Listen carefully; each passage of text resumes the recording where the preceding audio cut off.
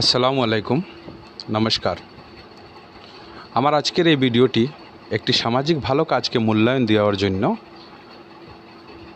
আর এর মূল নায়ক হলেন অ্যাডভোকেট কবির আহমদ। কবির আহমদ, আপনাকে প্রথমে ধন্যবাদ জানাই যে আপনার দ্বারা যে কাজটি হয়েছে সে কাজটি হয়তোবা কোনো সমাজসেবী করেছে।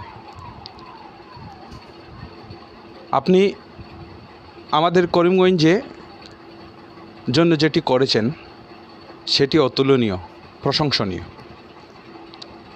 কিছুদিন আগে খবরে শুনতে পেয়েছিলাম যে হিন্দুর জমি মুসলমানে কিনতে পারবে না, বা মুসলমানের জমি হিন্দু কিনতে পারবে না, কিনতে হলে অনেক প্রসিজিওর মেনটেন করতে হবে। আপনার এবং আপনার দলের এই সামাজিক চেষ্টার ফলে আজ এটা আমাদের করিমগঞ্জের জয় হয়েছে। আমাদের করিমগঞ্জ এমন ছিল, যাকে বর্তমানে শ্রীভূমি বলে, এমন ছিল যে যেখানে হিন্দু মুসলমান কোনো ভেদাভেদ ছিল না। কিন্তু আস্তে আস্তে পলিটিশিয়ান বা পলিটিক্যালি আমাদের এই করিমগঞ্জকে ভেদাভেদে ফেলা হয়েছে।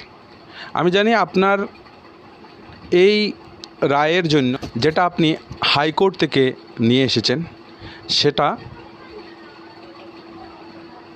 অত্যন্ত প্রশংসনীয়।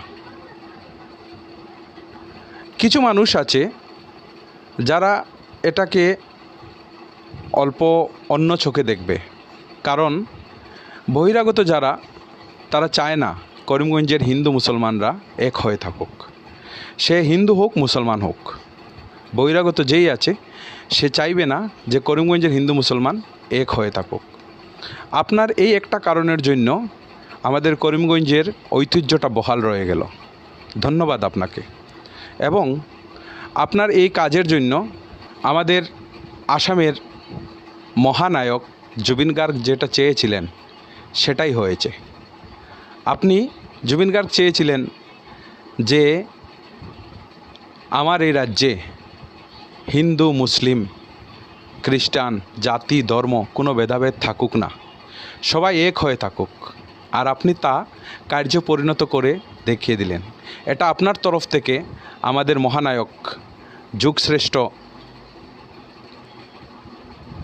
জুবিন গার্গকে একটা উপহার স্বরূপ আমরা মেনে নিলাম। জুবিন গার্গ যে স্বপ্ন দেখেছিলেন সে স্বপ্নটাকে আপনি পূরণ করে দিলেন। ধন্যবাদ জানাই আবার আপনাকে।